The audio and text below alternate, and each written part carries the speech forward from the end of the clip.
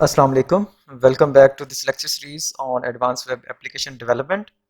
And आज के इस लेक्चर में हम बात करेंगे कि ASP.NET MVC एप्लीकेशन में हम डेटाबेस से डाटा को किस तरह से रिट्रीव कर सकते हैं। जबकि हमने अपने प्रीवियस लेक्चर्स में जब हम मॉडल्स की बात कर रहे थे तो हमने कुछ हार्ड कोड डाटा किया था अपने मॉडल्स के अंदर और उसको रिट्रीव किया था एप्लीकेशन में। बट आज हम एक एक्चुअल एग्जाम्पल डिस्कस करेंगे जिसमें हम एक एग्जिस्टिंग डेटाबेस से डेटाबेस को रिट्रीव करके उसको यूज़ करेंगे MVC एप्लीकेशन के अंदर। सो स्टार्ट करते हैं। In ASP.NET MVC application, the controller responds to the incoming HTTP request, then gets the data from a model and hands it over to the view. The view then renders the data. The model can be entities or business objects. यहाँ पे क्या बात की जा रही है कि आपकी MVC एप्लीकेशन में जो आपकी जो यूज़र रिक्वेस्ट जनरेट करता है वो फॉरवर्ड होती है कंट्रोलर को। एंड कंट्रोलर फिर क्या काम करता है, कंट्रोलर उस HTTP रिक्वेस्ट को हैंडल करता है और उस रिक्वेस्ट के अकॉर्डिंग अगर उसको डाटा रिक्वायर्ड है तो वो मॉडल से डाटा को रिट्रीव करता है एंड फिर वो डाटा पास होता है कंट्रोलर को, कंट्रोलर की एक्शन मेथड में, और वहाँ से फिर वो डाटा पास किया जाता है व्यू को ताकि व्यू उसको यूज़ कर सके for generating the web page और व्यू। एंड देन वो वेब पेज जनरेट होता है व्यू की तरफ से और फिर उसको रिस्पॉन्ड बैक किया जाता है कंट्रोलर से यूज़र को। ठीक है। So here in this lecture we are going to discuss how to retrieve the data from SQL Server database using the entity framework database approach. So in our upcoming lectures we will discuss using business objects as our model. ठीक है। But for now आज के इस lecture में हम बात करेंगे कि डेटाबेस से डाटा को रिट्रीव कैसे किया जाता है यूजिंग एंटिटी फ्रेमवर्क। उसके लिए हमें सबसे पहले क्या करना होगा, हमें एक एग्जांपल डेटाबेस जनरेट करनी है ताकि उस डेटाबेस को यूज़ करते हुए या उसमें से हम डाटा को रिट्रीव करके अपनी MVC एप्लीकेशन के अंदर यूज़ कर सकें। तो उसके लिए हमें सबसे पहले SQL सर्वर रिक्वायर्ड होगा और उसके अंदर फिर हम डेटाबेस को क्रिएट करेंगे और फिर उसके अंदर टेबल्स क्रिएट करेंगे और डाटा इंसर्ट करेंगे। सो इसके लिए हमें SQL सर्वर रिक्वायर्ड है और इसको डाउनलोड कैसे करना है, इंस्टॉल कैसे करना है और इसके ऊपर डेटाबेस कैसे क्रिएट करनी है। उसके बारे में सारा एक अलग से वीडियो लेक्चर मैंने क्रिएट किया है और उसका लिंक आपको यहाँ से मिल जाएगा। This is the link to that video जिसमें आपको डिटेल में बताया गया है कि SQL सर्वर को डाउनलोड कैसे करना है, उसको इंस्टॉल कैसे करना है और फिर उसके बाद जो हम इस लेक्चर में जो डेटाबेस यूज़ करने वाले हैं उस सैम्पल डेटाबेस को क्रिएट कैसे करना है। ठीक है। सो फॉर नाउ मैं इसको बता देता हूँ आपको कि अगर आपने डाउनलोड करना है तो इसका आप SQL सर्वर 2019 जो एक्सप्रेस एडिशन है, जो एक्सप्रेस वर्जन है वो आप डाउनलोड करेंगे और उसका डाउनलोड लिंक आपको यहाँ से मिल जाएगा। एंड उसके बाद आपको SSMS रिक्वायर्ड होगा, SQL सर्वर मैनेजमेंट स्टूडियो, और उसके लिए आप उसका भी डाउनलोड लिंक दिया हुआ है यहाँ पे। इसको इस वेबसाइट से जाके आप डाउनलोड कर सकते हैं और डाउनलोड करने के बाद आप इसको इंस्टॉल करेंगे। इंस्टॉलेशन की इंस्ट्रक्शंस उस वीडियो के अंदर अवेलेबल है और उसकी प्रॉपर डिमॉन्स्ट्रेशन दिखाई गई है कि किस तरह से डाउनलोड करना है और इसको इंस्टॉल कैसे करना है। एंड आफ्टर दैट जो हमने डेटाबेस यूज़ करनी है अपने इस ASP.NET MVC एप्लीकेशन में, उसकी एग्जांपल यहाँ पे दी गई है। ये एक सैम्पल डेटाबेस है और डेटाबेस का नाम हमने रखा है employee_db एम्प्लॉय डेटाबेस, और इसके अंदर ये जो टेबल आपको नज़र आ रहा है ये एम्प्लॉय टेबल है। हम सबसे पहले क्या करेंगे, एक एम्प्लॉय डेटाबेस क्रिएट करेंगे और फिर उसमें एक एम्प्लॉय टेबल क्रिएट करेंगे जिसके अंदर हम ये कुछ डाटा रोज इंसर्ट करेंगे। ठीक है, जिसमें आपके पास टेबल के अंदर एम्प्लॉय आईडी है, एम्प्लॉय नेम है, gender, department, salary and city. ठीक है। सो इसको अगेन आप अगर आपको आइडिया है कि किस तरह से क्रिएट करना है तो यू कैन सिंपली डाउनलोड और इंस्टॉल SQL एंड आप ये डेटाबेस क्रिएट कर सकते हैं। अगर आप ऑलरेडी इस SQL सर्वर पे काम कर रहे हैं तो सिंपली एक सिंपल सैम्पल डेटाबेस क्रिएट करेंगे और फिर उसको आप यूज़ कर सकते हैं अपनी आज के इस लेक्चर के डिमॉन्स्ट्रेशन के लिए। सो अगर अगर आप from the very basics start करना चाहते हैं तो आप इसके लिए ये विज़िट कर सकते हैं। आज का लेक्चर स्टार्ट करते हैं अपनी प्रैक्टिकल डिमॉन्स्ट्रेशन कि उस डेटाबेस को, जो हम डेटाबेस क्रिएट करेंगे यहाँ से, ये वाली डेटाबेस, इसको, इस डाटा को रिट्रीव कैसे करना है in our ASP.NET MVC application. So इसके लिए हम मूव करते हैं towards Visual Studio। So here we are in Visual Studio 2019, और इसके लिए आप सबसे पहले क्रिएट करेंगे न्यू प्रोजेक्ट। उसके लिए आप यहाँ पे क्लिक करेंगे create a new project, and then आप यहाँ से टेम्पलेट चूज करेंगे under C# Windows and web में से, और यहाँ से आप देख सकते हैं ASP.NET वेब एप्लीकेशन और .NET फ्रेमवर्क। सो यहाँ आपको नज़र आ रहा है ASP.NET web application .NET framework, and then next. और अब इसको नाम देंगे इस प्रोजेक्ट को, लाइक मैं इसको नाम दे देता हूँ MVC _DB connectivity, MVC _DB connectivity इस प्रोजेक्ट का नाम दे रहे हैं हम इसे। एंड देन आप रिमेनिंग सेटिंग्स डिफ़ॉल्ट छोड़ देंगे, और यहाँ पे आप क्रिएट पे क्लिक करेंगे, एंड यहाँ से आप सिलेक्ट करेंगे एम्प्टी, और इसके साथ जो MVC आपको नज़र आ रहा है under add folders and core references में, और यहाँ से आप MVC को चेक करेंगे and then create, and here you can see project create हो गया है। और यहाँ से हम सबसे पहले एंटिटी डाटा मॉडल क्रिएट करेंगे। Actually entity data model use होता है डाटाबेस रिलेटेड एक्टिविटीज़ को या ऑपरेशंस को कंट्रोल करने के लिए या परफॉर्म करने के लिए। सो उसके लिए हम सबसे पहले यहाँ से मॉडल्स के ऊपर राइट क्लिक करके यहाँ पे ऐड पे जाएंगे, देन न्यू आइटम, और यहाँ से हम चूज़ करेंगे डाटा के ऊपर क्लिक करके यहाँ से चूज़ करेंगे हम ADO.NET एंटिटी डाटा मॉडल। ठीक है, मॉडल्स के ऊपर राइट क्लिक करेंगे और न्यू आइटम के ऊपर जाके हम डाटा को सिलेक्ट करके यहाँ से ADO.NET एंटिटी डाटा मॉडल को चूज़ करेंगे, और ये क्या करता है, ये डाटाबेस रिलेटेड ऑपरेशंस को परफॉर्म करता है। तो आप सिंपली यहाँ पे इसको सिलेक्ट करेंगे और इसको नाम दे देंगे। सपोज हम इसे नाम दे देते हैं एम्प्लॉय डाटा मॉडल, एंड इसके बाद हम ऐड पे क्लिक करते हैं, और फिर यहाँ से आप चूज़ करेंगे मॉडल कंटेंट्स, लाइक आप entity framework designer from database use करना चाह रहे हैं, एम्प्टी आप एंटिटी फ्रेमवर्क यूज़ करना चाह रहे हैं, और आपके पास मल्टीपल ऑप्शंस गिवन है, लेकिन हम यहाँ से चूज़ करेंगे EAF designer from database, entity framework designer from database. So इसके बाद आप नेक्स्ट पे क्लिक करेंगे, और फिर यहाँ आपको नज़र आ रहा है चूज़ योर डेटा कनेक्शन, और इस विंडो में से आप क्लिक करेंगे सबसे पहले न्यू कनेक्शन के ऊपर, एंड यहाँ से आप रिफ्रेश पे क्लिक करेंगे और वेट करेंगे योर सर्वर नेम जो आपके कंप्यूटर के ऊपर इंस्टॉल्ड है। अदरवाइज आप सिंपली यहाँ से अपने कंप्यूटर का नाम देंगे एंड सेलेक्ट करेंगे name of the server which is SQL express, और उसके बाद कनेक्ट टू अ डेटाबेस, जो इस सर्वर के ऊपर डेटाबेस क्रिएट किया आपने। सो इसके लिए आप इस डाउन एरो पे क्लिक करेंगे और लोडिंग डेटाबेस नेम्स। अब ये वो डेटाबेसेस हैं जो आपके इस सर्वर के ऊपर इंस्टॉल्ड हैं।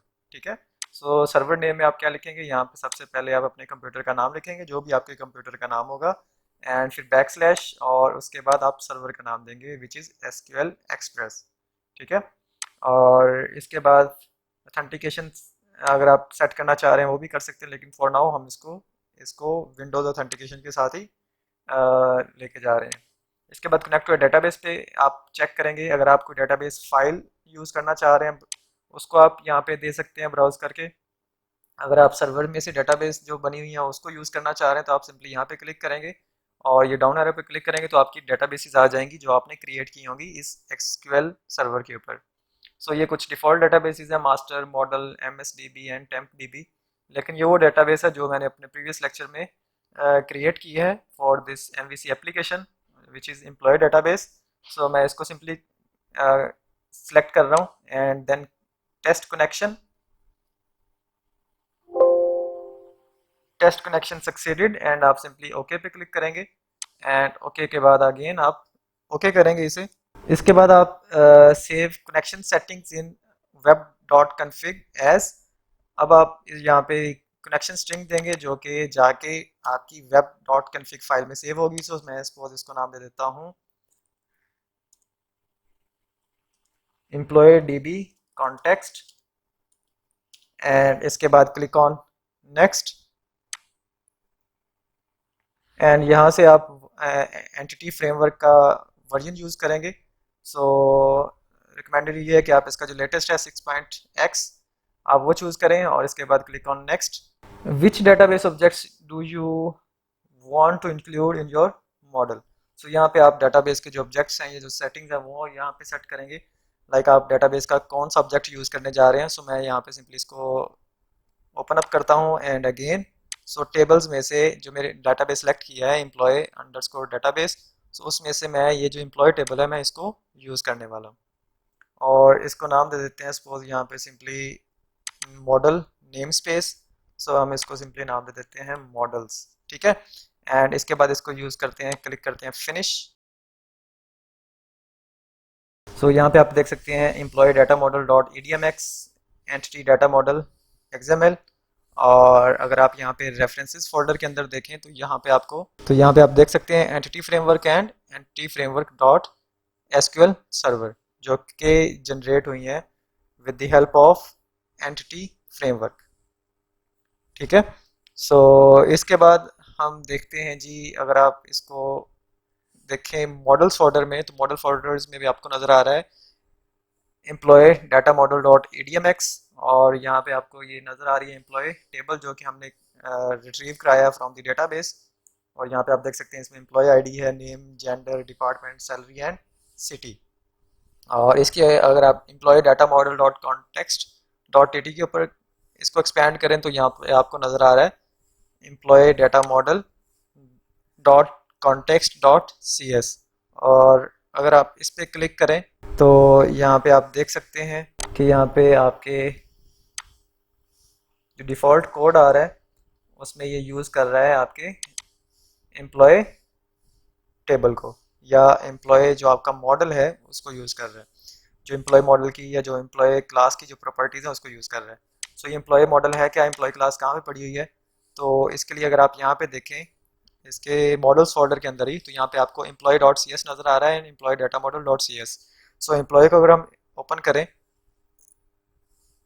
सो यहाँ पे आप देख सकते हैं कि ये एम्प्लॉय क्लास है और इसमें इसकी जो प्रॉपर्टीज़ हैं वो हैं लाइक एम्प्लॉय आईडी है, नेम है, gender, department, salary and city. ये डिफ़ॉल्ट कोड ऑटोमेटिकली जनरेट हुआ है ड्यू टू चूँकि ये जो कॉलम्स हैं या एट्रीब्यूट्स हैं एम्प्लॉय टेबल के अंदर हमने क्रिएट किए हुए थे, ठीक है। सो ये इनकी वैल्यूज़ अगेन लेगा यूजिंग गेटर सेटर। इसके बाद अगर आप वेब कन्फिग पे जाएं तो ये अगर आप स्क्रॉल डाउन करें से यहाँ से तो ये वेब डॉट कन्फिग फाइल पड़ी हुई है और इसमें आप देख सकते हैं इसकी कनेक्शन स्ट्रिंग अगर स्क्रॉल डाउन करें तो यहाँ पे नज़र आ रहा है आपको जो हमने ड्यूरिंग सेटिंग्स हमने सेट की थी। सो ये वही स्ट्रिंग आ रही है एम्प्लॉय DB कॉन्टेक्स्ट जो हमने सेट की थी ड्यूरिंग जब हम उसकी सेटिंग्स कर रहे थे एंटिटी फ्रेमवर्क की, तो ये उसने उसकी कनेक्शन स्ट्रिंग या कनेक्शन क्रिएट कर दिया है विद डेटाबेस जो हमने स्ट्रिंग एट दैट टाइम दी थी उसके साथ। सो इसके बाद अगर आप यहाँ से employee model dot context dot CS के ऊपर क्लिक करें तो इसमें आप देख सकते हैं कि यहाँ पे आपको एम्प्लॉय DB कॉन्टेक्स्ट फाइल नज़र आ रही है जो हमने वहाँ पे कनेक्शन स्ट्रिंग दी थी।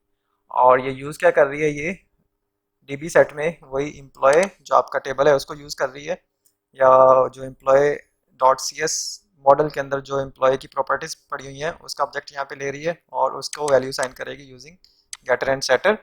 सो that's it for this entity data model कि हमने यहाँ पे एंटिटी डाटा मॉडल क्रिएट कर लिया है। सो इसके बाद हमारा अब काम क्या है, नेक्स्ट काम क्या है कि हमने इस जो डाटा मॉडल हमने क्रिएट किया है इसको हमने यूज़ करना है अपनी ASP.NET वेब एप्लीकेशन में।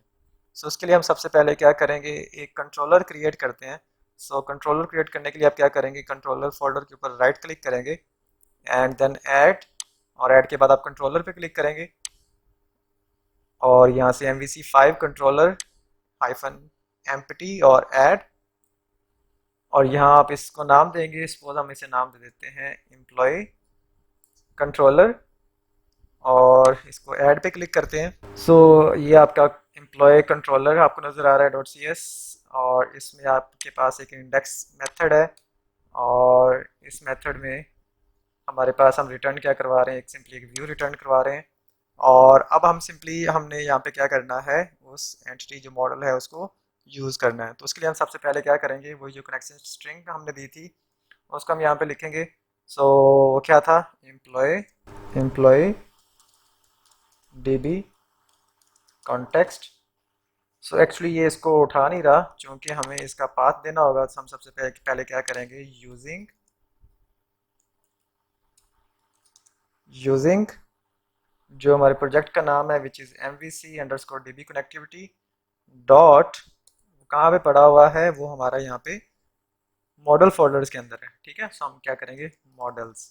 ठीक है, सो अब अगर हम इसको यहाँ पे आके यूज़ करते हैं which is employee DB context, you can see ये आपको यहाँ पे नज़र आ रहा है। हम सिंपली यहाँ पे इसका ऑब्जेक्ट क्रिएट करेंगे। सो सपोज हम इसको कह देते हैं DB कॉन्टेक्स्ट और न्यू एम्प्लॉय DB कॉन्टेक्स्ट। ठीक है, सो इसके बाद हम क्या करते हैं, सिंपली एक लिस्ट जनरेट करवाते हैं और इसको पास करते हैं एम्प्लॉय जो हमारी क्लास है। और इसको हम क्या करते हैं, इसका ऑब्जेक्ट क्रिएट करते हैं, सपोज एम्प्लॉय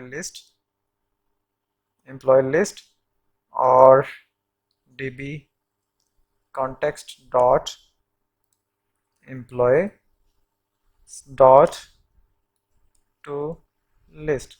एक्चुअली इसको कन्वर्ट कर रहे हैं या टाइप कास्टिंग कह सकते हैं। और सिंपली हम क्या करते हैं, इसी एम्प्लॉय लिस्ट को ही रिटर्न करवा देते हैं व्यू के अंदर।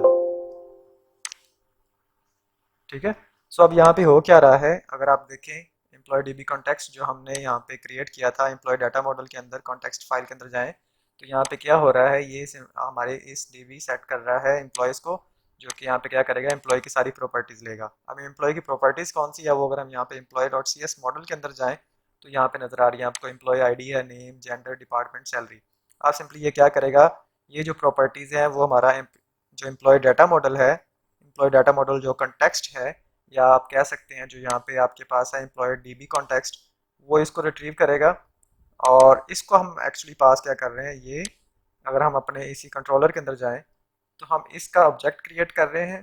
ठीक है, और उस ऑब्जेक्ट के थ्रू हम जो उसकी एम्प्लॉयज़ की प्रॉपर्टीज़ हैं उसको लिस्ट में कन्वर्ट करके एम्प्लॉय लिस्ट जो ऑब्जेक्ट हमने क्रिएट किया है एम्प्लॉय क्लास का, उसको पास कर रहे हैं। और फिर ये जो एम्प्लॉय लिस्ट हमारा जो ऑब्जेक्ट क्रिएट हुआ है, हम इसको पास कर रहे हैं व्यू को।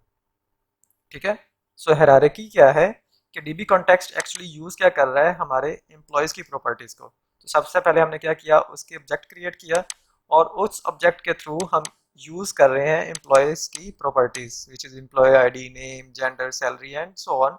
सो उसको हम, चूँकि हमने ये लिस्ट टाइप का ऑब्जेक्ट क्रिएट कर रहे हैं इसका, सो इसको लिस्ट में कन्वर्ट कर रहे हैं और सिंपली फिर इस एम्प्लॉय लिस्ट को हम यहाँ पे पास कर रहे हैं एम्प्लॉय लिस्ट के अंदर। ठीक है, और ये तो हमारी कंट्रोलर्स में जो सेटिंग्स थी वो हो गई। सो अब हमने क्या करना है, अब हम जाके करते हैं, सपोज हम इसकी रूट कन्फिग फाइल ओपन करते हैं। तो उसके लिए प्रॉपर्टीज़ में जाएंगे, तो सॉरी रूट कन्फिग फाइल आपकी यहाँ पे ऐप स्टार्ट में आती है। रूट कन्फिग फाइल पे क्लिक करेंगे और यहाँ पे हमने थोड़ी सी मॉडिफिकेशन करनी है। यहाँ पे डिफ़ॉल्ट मैप रूट में देखें तो नेम इसका डिफ़ॉल्ट आ रहा है, URL इसमें, और यहाँ पे हमने सिंपली यहाँ पे क्या करना है, चूँकि हमने कंट्रोलर एम्प्लॉय कंट्रोलर क्रिएट किया है तो होम कंट्रोलर तो हमारे है ही नहीं इस एप्लीकेशन के अंदर। सो हम यहाँ पे डिफ़ॉल्ट जो कंट्रोलर है उसे नाम दे देते हैं एम्प्लॉय, और डिफ़ॉल्ट जो मेथड है वो उसका इंडेक्स ही रहेगा। ठीक है, सो इसको सेव करते हैं। So now what is the next step. सबसे पहले हमने क्या किया, एंटिटी फ्रेमवर्क डाटा मॉडल के थ्रू हमने डेटाबेस कनेक्टिविटी की SQL सर्वर के साथ, और उसका एक टेबल हमने यूज़ किया। फिर उसके बाद उसके थ्रू डिफरेंट हमारे रेफरेंसेस यहाँ पे जनरेट हुए उस डेटाबेस के लिए, which is employee data model dot context है। फिर उसी को यूज़ करते हुए आपकी यहाँ पे एम्प्लॉय मॉडल क्रिएट हुआ और एम्प्लॉय डाटा मॉडल क्रिएट हुआ। तो इसके बाद हमने किया क्या, हमने एक कंट्रोलर क्रिएट किया जिसको हमने नाम दे दिया एम्प्लॉय कंट्रोलर, और उसमें हम उस डाटा मॉडल का जो कॉन्टेक्स्ट है या जो उस एम्प्लॉय की जो प्रॉपर्टीज़ हैं उनके ऑब्जेक्ट क्रिएट किए और उनको फिर हम रिटर्न करवा रहे हैं एक व्यू के अंदर। उसके बाद हमने जो ये हमारा कंट्रोलर था इसका रूट भी हमने सेट कर दिया। Now the next step is to create a view. So now next step हमारा यहाँ पे क्या है कि हमने इस इंडेक्स मेथड के अगेंस्ट एक व्यू जनरेट करना है। सो उसके लिए हम क्या करेंगे, व्यूज़ फोल्डर में एम्प्लॉयज़ फोल्डर के ऊपर राइट क्लिक करेंगे और यहाँ पे क्रिएट ऐड पे क्लिक करेंगे और देन हम क्लिक करेंगे ऑन व्यू और यहाँ से इसको हम MVC5 व्यू के साथ इसको ऐड के ऊपर क्लिक करेंगे और फिर यहाँ से इसको नाम देंगे जो कि हमारे इंडेक्स मेथड का नाम है, एक्शन मेथड का नाम है which is index, and then click on add. So this is the default code जो जनरेट हुआ है और इसके बाद हमने सबसे पहले करना क्या है, हमने मॉडल ऑब्जेक्ट क्रिएट करना है। किसका? जैसा कि अगर आप यहाँ मॉडल्स फोल्डर के अंदर देखें तो यहाँ पे आपको एम्प्लॉय क्लास नज़र आ रही है, एम्प्लॉय डॉट सी एस। ठीक है, इसके हम एक्चुअली डाटा रिट्रीव करना चाह रहे हैं इसी का। ठीक है, सो पहले हम उसको यूज़ करेंगे as a model in our view. So उसके लिए हमें क्या करना पड़ेगा, हमें इसका पाथ देना पड़ेगा। सो उसके लिए हम क्या करेंगे, ऐट मॉडल और इंटरफेस के थ्रू, इनएबलेबल इंटरफेस के थ्रू, और इसमें अब इसका पाथ दे देंगे विच इज़ जो कि हमारे प्रोजेक्ट का नाम है MVC DB, और इसमें मॉडल्स फोल्डर के अंदर हमारा कौन सा मॉडल है, एम्प्लॉयज़ फोल्डर। ठीक है, हम इसको यूज़ कर रहे हैं। इसके बाद हमारे पास यहाँ पे आ रहा है व्यू बैक के थ्रू हम इसका जो टाइटल है वो जनरेट करवा रहे हैं। सो इसके बाद हम सबसे पहले क्या करते हैं, टेबल क्रिएट करते हैं जिसमें हमारा जो डाटा है वो सारा के सारा हम डिस्प्ले करवाना चाह रहे हैं। सो इस टेबल में हम पहले सबसे पहले जो हमारे टेबल के अंदर जो कॉलम नेम्स हैं वो हम एज ए हेडर जनरेट करवाना चाह रहे हैं या header as a header display करवाना चाह रहे हैं। तो उसके लिए मैं पहली रो लेता हूँ टेबल की TR, एंड इसमें हम क्या करवा देते हैं, पहली रो में हेडर जनरेट करवा देते हैं, हेडर डिस्प्ले करवाते हैं TH, और इसमें हम क्या करते हैं, using at HTML dot display name for, और जो मॉडल हमारा है उस मॉडल में से हम क्या ले रहे हैं, मॉडल डॉट नेम। ठीक है, और फिर इसी को हम कॉपी करते हैं रिमेनिंग एट्रीब्यूट्स के लिए, like it's for gender and it's for department, it's for salary, it's for city. So हम क्या कर देते हैं, चेंज कर देते हैं इसको, नेम की जगह पे हम कर देते हैं मॉडल के बाद, नेम के बाद हमारे पास नेक्स्ट एट्रीब्यूट था gender. So gender, and gender के बाद जो थर्ड एट्रीब्यूट है हमारा which is department, and then इसको चेंज करते हैं for salary, and next attribute हमारा है सिटी। सो ये क्या है, ये सिंपली क्या करेगा, मॉडल जो हमने क्रिएट किया है उसकी क्या उठाएगा, उसके जो हेडर्स हैं, ये जो फर्स्ट रो है वो ये टेबल के अंदर उसकी फर्स्ट रो जनरेट कर देगा। देन हम क्या करना चाह रहे हैं, फॉर ईच दीज आइटम्स क्या करें, फॉर ईच हम एक वेरिएबल ले रहे हैं, वेरिएबल ऑफ आइटम, और इन मॉडल, और इसमें हम क्या करने जा रहे हैं, इसमें हम क्या करेंगे, हर एक जो मॉडल या जो आइटम है उसके अगेंस्ट उसका डाटा उठाएंगे। ठीक है, सो उसके लिए हम क्या करते हैं, रो जनरेट करते हैं, टेबल रो, और इसमें हम क्या करते हैं TD जो कि डाटा सेल के लिए, और इसमें हम क्या करते हैं at HTML dot display for, और इसमें हम क्या करवाते हैं, model item, model dot sorry item dot name. ठीक है, सो अब ये क्या करेगा, जो मॉडल है उसकी पहले हमने सारी क्या की, उसके नेम्स उठा लिए, उसके बाद हम उसके क्या करना चाह रहे हैं, जो उसकी आइटम वैल्यूज़ हैं वो हम उठाना चाह रहे हैं, तो उसके लिए item dot name, and then इसी को हम कॉपी करते हैं और हर एक के लिए इसको पेस्ट कर देते हैं। सो यहाँ पे हम क्या करते हैं, नेम के बाद हमारा क्या है जी, जेंडर, एंड देन उसके बाद डिपार्टमेंट की वैल्यू, और इसके बाद है सैलरी, एंड देन इसके बाद है सिटी। अब ये क्या करेगा, हर आइटम के अगेंस्ट वो ये पांच की पांच वैल्यूज उठाएगा और एक रो के अंदर उसको डिस्प्ले करवा देगा, and then for other item, और फिर उसकी वैल्यूज को उठाएगा और डिस्प्ले कर देगा एक रो के अंदर, और इस तरह से ये क्या करेगा, टेबल क्रिएट करेगा। सो हम सिंपली क्या करते हैं, इसी ही व्यू को क्या करते हैं, रन करते हैं।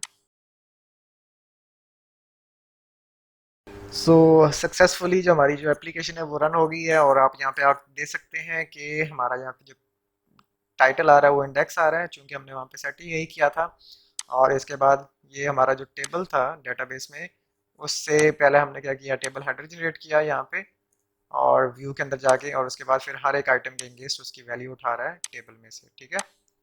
हर एक एट्रीब्यूट के लिए, हर एक टेबल हेडर के लिए नेम के अगेंस्ट उसने पहला क्या किया। लाइक अगर हम यहाँ पे व्यूज़ में देखें तो हम यहाँ पे क्या कर रहे हैं, पहले हमने क्या किया, टेबल हेडर जनरेट किए और इसके बाद वो हर आइटम के अगेंस्ट क्या कर रहा है, उसकी वैल्यूज उठा रहा है और उसको एक रो के अंदर डिस्प्ले करवा रहा है, फिर सेकंड आइटम के लिए एंड थर्ड आइटम के लिए एंड सो ऑन। सो इसी तरह से हमें यहाँ पे हमारा टेबल रिसीव हो रहा है। सो ये एक्चुअली वो डेटाबेस है जो हमने एसक्यूएल सर्वर के अंदर, या वो टेबल है जो कि एसक्यूएल सर्वर के अंदर हमने क्रिएट की हुई है। मॉडल्स के थ्रू डेटाबेस से उठा रहे हैं और उसको फिर हम पास कर रहे हैं कंट्रोलर एक्शन मेथड में, और एक्शन मेथड के थ्रू ये डाटा पास हो रहा है व्यूज़ को, और व्यू से फिर हमें ये data in the form of web page receive हो रहा है। सो नेक्स्ट लेक्चर में हम बात करेंगे एक्शन लिंक HTML हेल्पर की, मींस के हम उसके थ्रू हाइपर लिंक्स किस तरह से ऐड करते हैं अपने वेब पेज के ऊपर। और लाइक हमारी एग्जांपल होगी कि हम सिंपली, अभी हमारे सामने ये सारे का सारा टेबल आ रहा है, तो नेक्स्ट लेक्चर में हम सिंपली जो एम्प्लॉयज़ हैं उनके नेम डिस्प्ले करवाएंगे, और उसके बाद हम अगर किसी एम्प्लॉय के नेम के ऊपर क्लिक करेंगे तो उसकी बाकी इन्फॉर्मेशन हमारे सामने आएगी, ठीक है। So that is the part of our next lecture. See you in next video.